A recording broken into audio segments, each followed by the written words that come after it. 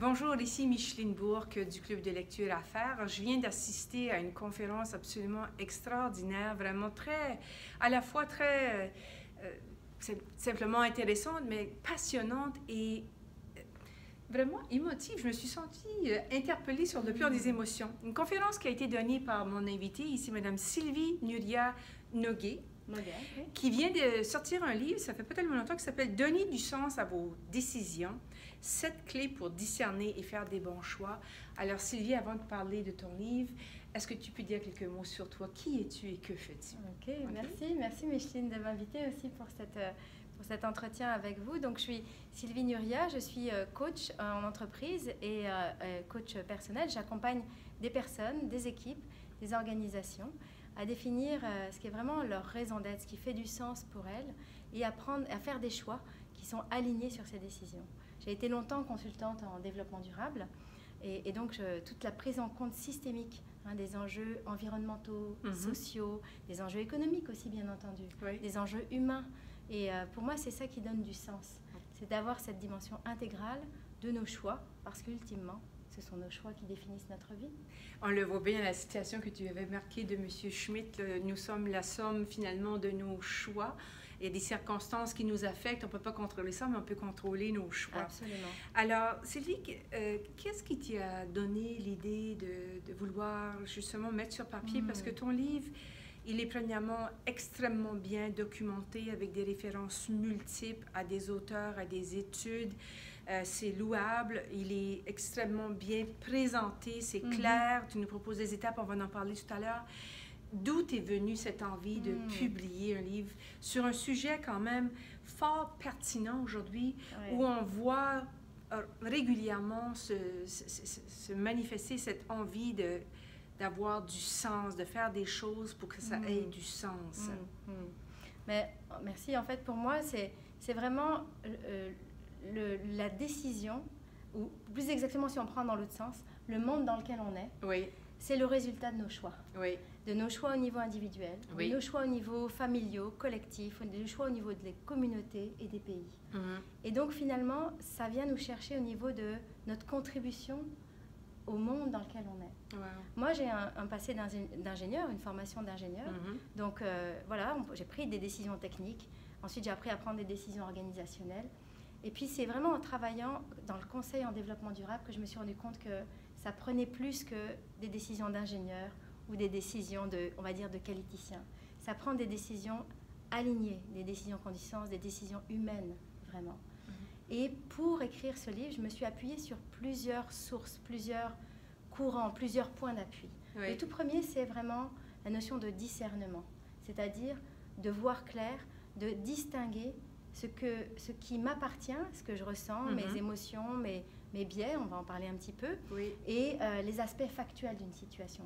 De discerner ce qui est essentiel de ce qui est secondaire. Et c'est ça qui donne du sens. De pouvoir discerner quelle est la finalité, quelle est vraiment, en anglais on dirait the purpose. C'est ça. Quelle est l'intention, la motivation profonde par rapport à finalement ce qui est contingent, ce qui est cher, pas cher, facile, pas facile. Tout ça, c'est moins essentiel que de se rapprocher de ce que l'on veut vraiment au fond.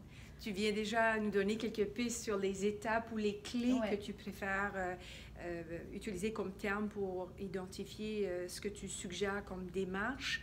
Je voulais ajouter, Micheline, aussi qu'un autre point important dans cette approche de la prise de décision, c'est aussi la prise en compte des émotions. Oui, oui. Parce qu'on est finalement, on est toujours des animaux pensants et ressentants. Exactement. Et bien souvent, on l'oublie. Et même si on est des grands dirigeants, etc., c'est pas vrai qu'on prend des décisions juste avec notre tête. On prend des décisions avec notre tête, notre cœur, nos tripes et notre conscience aussi. Comme je te disais tout à l'heure, lorsqu'on se parlait, je pense que ton livre aussi démontre ta grande culture personnelle au niveau du développement de soi, développement personnel, évidemment au niveau du développement des organisations, du développement professionnel. On voit dans le livre ta connaissance profonde, mais certainement au niveau de ta présentation.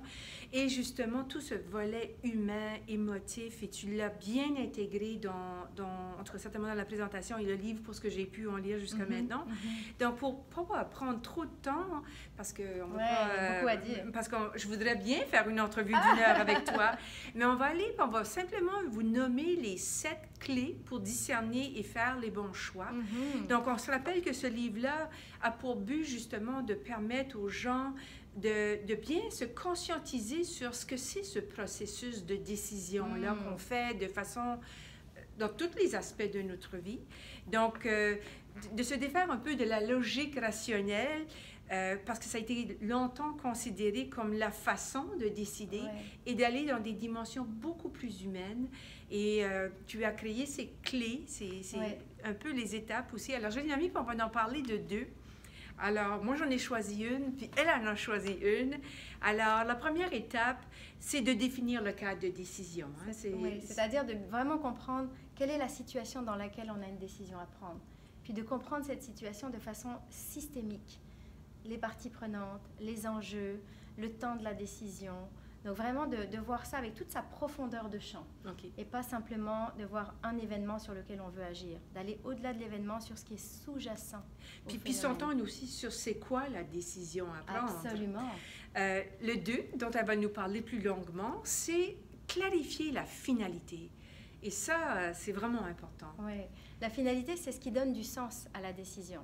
C'est-à-dire, ça se distingue de l'objectif. L'objectif, c'est un résultat que l'on veut obtenir souvent à court terme, qui est en plus un résultat mesurable, simple. Le fameux SMART, on connaît tous les objectifs SMART. Mais ce n'est pas en prenant des décisions basées sur des objectifs SMART qu'on va prendre nécessairement des décisions qui ont du sens. La finalité et la cohérence de nos choix avec cette finalité, c'est vraiment ça qui donne du sens. C'est comme un peu l'inaccessible étoile de Jacques Brel, on pourrait dire. Hein? Et c'est vraiment basé sur nos besoins ou nos aspirations essentielles d'être humain. Finalement, qu'est-ce qu'on veut vraiment au fond? À quoi est-ce qu'on veut vraiment contribuer, servir par le choix que l'on fait? Et je trouve que c'est très profond ce que tu dis, parce que c'est là que l'humain est interpellé là-dedans. C'est pas juste des décisions, justement, comme on mentionnait tout à l'heure, rationnelles. Vraiment. Très intéressant. Identifier les options valables. Donc ça, c'est quand même assez facile à comprendre, mais c'est quand même une des clés. Hein? C'est une des clés, puis bien souvent, on prend une décision qui est basée sur une seule option. Par exemple, on dit, est-ce que je fais ça ou pas? Et c'est ce que j'appelle un peu le piège de l'option unique. Ben oui. Bien souvent, on a l'impression qu'on décide, mais en fait, on est déjà dans un corner parce qu'on a juste une possibilité. Et vraiment, la littérature sur la prise de décision nous invite à choisir au moins 2 ou 3 options. Parce que si la première ne donne pas les résultats escomptés, on est déjà prête pour d'autres choses, entre autres. Puis on dit, juste pour préciser, 2 ou 3 options qui sont vraiment différentes. On ne prend pas des faire-valoir. Non, non. Hein, bien souvent, on prend... Donc, on va chercher à faire des options qui sont à la fois créatives et réalistes. Il y a tout un processus pour ça. Plan A, plan B, plan C. Voilà. Et donc ça, c'est intéressant. Puis, c'est différent pour les entreprises parce que ça nécessite un effort supplémentaire. Oui. Mais d'un autre côté, ça peut avoir énormément de valeur lorsqu'on voit les choses un peu plus dans le temps. Ça demande une prise de recul. Puis avec un comité de direction en particulier que j'ai accompagné, ils se sont rendus compte qu'en préparant 1 ou 2 options, bien souvent, ils ont trouvé une 3e et que leur décision était meilleure. Bon, donc, there you go. L'autre chose, puis c'est celle-ci que moi j'ai beaucoup, qui m'a interpellée beaucoup, et ça s'appelle être conscient des biais décisionnels. Et ça, c'est pas facile à se l'avouer, mais combien important, en tout cas d'après ce que tu nous enseignes aujourd'hui. Alors, si tu veux en parler, j'aimerais ça, parce que je pense que la plupart des entreprises n'identifient pas nécessairement. On va identifier des menaces, mais risques, on ne parle pas de nos biais, et je trouve ça fabuleux. Les biais décisionnels, c'est vraiment un mécanisme qui est propre aux décideurs en tant que tel. Oui. Les risques, les menaces, ça fait partie de l'environnement. Exactement, externe. oui. Ça peut amener des obstacles ou des difficultés dans la prise de décision. Oui. Mais dans les biais, on parle vraiment d'obstacles, de freins, de pièges qui sont internes aux décideurs, qui sont intérieurs, qui lui sont propres. Que ce soit une personne ou un groupe. Il y a des biais qui sont propres à des groupes. Et puis là, le biais, c'est une mécanique de pensée, un mécanisme de pensée qui va faire des raccourcis, qui va nous voiler. C'est un peu nos angles morts, en fait. Oui, les biais, c'est ça, hein? c'est ça. Donc, on peut avoir des biais qui sont liés à un biais d'autorité, parce qu'on va se conformer à ce que la hiérarchie ou une personne d'autorité aimerait que l'on fasse. Exact. Ou un biais de conformité, c'est-à-dire qu'on va prendre une décision comme les autres pour ne pas ressortir du groupe ou parce qu'on mettra en doute ses propres jugements. Un biais de statu quo, ça c'est vraiment très pernicieux, le biais du statu quo. Ça veut dire qu'on aura du mal à prendre une décision qui nous emmènera dans une situation nouvelle. Et on va avoir tendance à justifier et à valoriser le statu quo, même s'il est moins optimum qu'une nouvelle possibilité, juste parce qu'il est plus connu. Ça va beaucoup avec la peur de l'inconnu. Ouais. Hein. Très intéressant. Il y a plus d'une centaine de biais. Dans mon livre, j'en évoque 10, mais il faut savoir qu'il y a plus d'une centaine de biais cognitifs. Ensuite, il y a aussi nos biais émotionnels, c'est-à-dire nos propres émotions qui peuvent nous aider dans nos décisions, mais qui peuvent aussi parfois être dans le champ, comme on dit, c'est-à-dire nous faire prendre des mauvaises décisions. Ça peut être extrêmement large comme biais. Là, ça demande vraiment de se questionner, puis de s'observer en tant que décideur, pour se dire qu'est-ce qui décide en moi quand je décide? Qui décide en moi quand je décide? Intéressant. Le 5e, c'est rassembler les informations pertinentes. Ça aussi, on peut comprendre plus facilement. On fait de la recherche, on documente, mais pas aller trop dans l'analyse qui paralyse.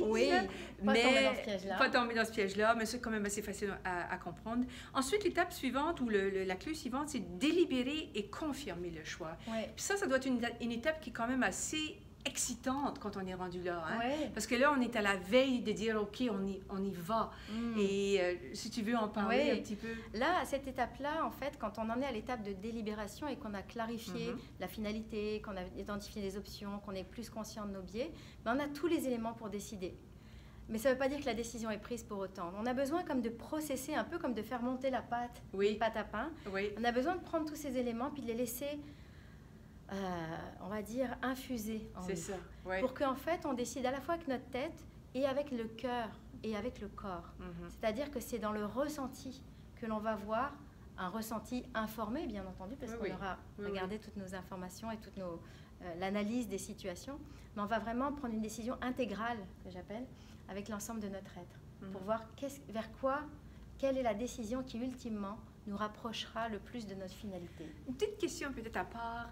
Toi qui travailles avec des grands dirigeants, des entreprises ici au Québec et en France, quand on est rendu à cette étape-là et tu es devant justement un vice-président ou une vice-présidente ou le comité directeur, puis tu leur demandes de faire cet exercice-là, ça peut vouloir dire, ben, regarde, dormir là-dessus pour une journée, aller faire un petit voyage pour un week-end. Comment tu sens que la réaction se manifeste? Comment est-ce que les gens réagissent maintenant? Est-ce que les gens sont rendus prêts à s'exprimer puis dire leur ressenti comme tu l'expliques là? Alors, tu vois, c'est intéressant parce qu'en fait, ce que j'entends quand je parle de ça à des dirigeants, c'est qu'en fait, ils décident déjà comme ça.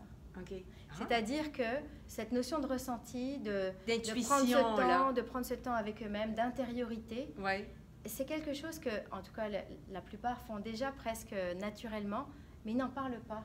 Mais là, de dire, mais vous savez quoi, même la science montre que la tête, et aussi le corps, et aussi l'inconscient, et quelque part, ça vient les conforter dans « Ah oui, d'accord ». Hein, ceux qui se connaissent, en fait, c'est « Connais-toi toi-même ». Ceux qui se connaissent vraiment, ils ne sont pas surpris du processus. Et puis ceux qui le découvrent, quand ils écoutent leur corps, ils voient bien quand leur corps est plus tendu ou plus ouvert. Donc il y a une ouverture, je dirais. Les personnes, il y a une forme de soulagement de se dire « Ah oui, d'accord, donc je peux aussi amener toute ma personne et mon corps, y compris dans la décision. » Wow, ça me rassure. Puis j'espère que ça vous rassure aussi que nos dirigeants passent à un autre niveau d'interaction côté humain. Oui, ça donne un petit peu d'espoir. Et la dernière clé, c'est passer à l'action, communiquer et ajuster. Et là, on est dans l'énergie de la réalisation de cette décision-là. Mais c'est un processus aussi. Tout à fait. Puis, tu vois, je voudrais juste parler tout à l'heure, un des participants à la conférence est venu en me disant « Mais moi, j'ai tout décidé, mais mettons, j'ai décidé, mais je suis encore en train de me demander si j'ai bien fait. » Et je lui ai dit, est-ce qu'en fait, vous avez consenti ou vous avez renoncé à l'option que vous n'avez pas retenue? Est-ce que vous avez fait le deuil de l'autre option? Parce que choisir, ça veut dire choisir une solution, mais aussi, du coup, laisser aller une autre option, une autre solution qu'on n'a pas retenue. Et là, il a dit, ah oui, je crois que je n'ai pas fait ça. Donc, parfois, on a du mal à passer à l'action parce qu'on n'a pas vraiment fait le deuil de ce que l'on laisse derrière. Intéressant. Et donc, d'où l'importance, même quand on passe à l'action sur notre décision, il faut garder une vigilance sur ce qui se passe. Parce qu'en fait, le monde est en perpétuelle évolution. Donc, ce n'est pas parce qu'on a pris une décision qu'on doit juste rester droit dans ses bottes et ne pas changer. Exact. Et donc, comme le monde change, on peut toujours mettre en action notre décision et observer, est-ce qu'il y a des choses qui ont bougé pour pouvoir s'ajuster en mode agile. Oui, exactement. Et garder cette souplesse pour dire, OK, on peut peut-être ajuster ici ou là. Bravo, bravo, voilà. Bravo, bravo, Sylvie Nuria, de nous amener des dimensions très humaines et un sujet qui, à mon avis, est critique aujourd'hui. Les gens veulent avoir ce sens dans leur vie. Et toi, tu nous permets, par cet écrit, de l'appliquer dans un contexte professionnel. On ne s'en cachera pas, c'est un livre qui s'adresse à des gestionnaires, à des gens qui travaillent avec des équipes, dans la complexité, des gens qui ont des décisions à prendre. Donc, c'est sûr. Mais les apprentissages sont basés sur des écrits qui peuvent nous rejoindre personnellement, ne serait-ce que Marshall Rosenberg avec sa communication non violente et le fabuleux Ignace de Loyola qui a été un philosophe à toute fin pratique, qui a beaucoup marqué l'histoire. Donc, bravo à toi. Alors, ça s'appelle « Donner du sens à vos décisions, 7 clés pour discerner et faire les bons choix ». C'est publié chez Hérold, c'est disponible ici au Québec, c'est disponible en France et partout ailleurs. Sylvie Nuria, N-U-R-I-A, un nom catalan que je ne connaissais pas, Noguer, N-O-G-U-R. Donc, bonne route avec ce livre-là et félicitations. Beaucoup, merci, je vous souhaite à tous des choix alignés sur qui vous êtes vraiment, sur vraiment la flamme qui vous anime.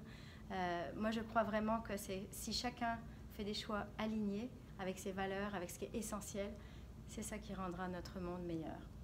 Belle mission, Sylvie. Merci. Bravo à toi.